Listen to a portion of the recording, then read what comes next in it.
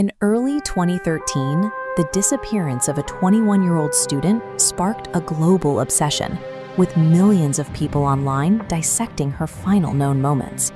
Elisa Lam was traveling alone through California when she checked into downtown Los Angeles' infamous Cecil hotel. When she failed to contact her family on the day she was scheduled to check out, the LAPD launched a search.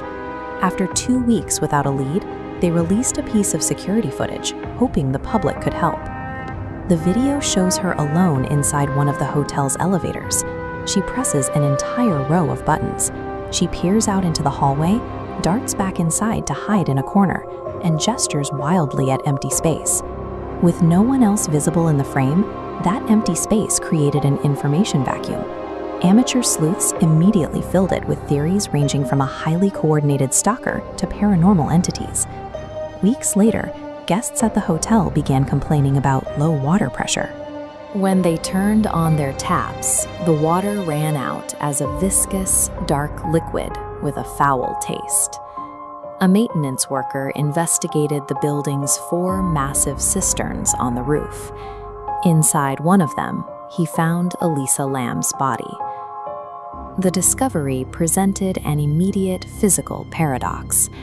The doors and stairs leading to the roof were strictly locked and alarmed, requiring staff passcodes for entry. Furthermore, these tanks sat on concrete blocks, requiring a ladder just to see over the edge. Online forums pointed out that the heavy metal lids would be nearly impossible for a young woman to lift and then close from the inside. When you combine the bizarre elevator footage with these daunting physical barriers, it's easy to see why the public rejected the idea of an accident. But the internet's speculation eventually ran into the hard reality of the forensic investigation. First, investigators dismantled the idea of an impenetrable roof. While interior doors were alarmed, an exterior fire escape bypassed those security measures entirely. During the search, dogs tracked her scent right to a window connecting directly to that fire escape. Then there was the issue of the heavy tank lids supposedly being closed from the outside, trapping her in the water. According to the sworn statement of the maintenance worker who actually found her, the maintenance hatch was already open when he arrived. Without those architectural roadblocks, the story shifts to the tragic sequence of a medical crisis. The coroner's report provided the next crucial piece of evidence. The autopsy confirmed 0 physical trauma, no evidence of sexual assault, and a toxicology screen negative for illicit party drugs.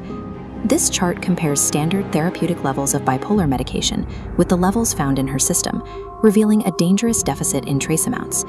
When unmedicated, her documented bipolar disorder involved psychotic features. Past episodes caused intense hallucinations, driving her to hide for safety. Looking back at the elevator footage with this psychiatric context, her erratic movements align with a medical crisis. Pressing buttons and hiding are textbook survival responses if you are experiencing a terrifying hallucination. She was fleeing a threat that existed entirely in her own mind, which drove her to seek out the most isolated place she could find to hide. The Los Angeles County coroner officially ruled her death an accidental drowning, citing bipolar disorder as a significant contributing factor.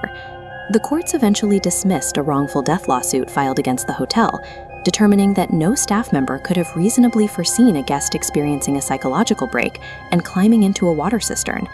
Yet, despite a thorough forensic investigation and a clear timeline of events, millions of online sleuths rejected the logical explanation. This is a textbook example of narrative bias. The human brain struggles to process random tragedies, preferring to assign a clear villain and a complex plot where none exists. The Cecil Hotel's dark history and the eerie similarities to Hollywood horror films provided instant confirmation bias for those looking for a conspiracy. Her story remains a sobering example of the reality of untreated mental illness and a warning of how easily digital audiences strip away a person's humanity for the sake of viral entertainment.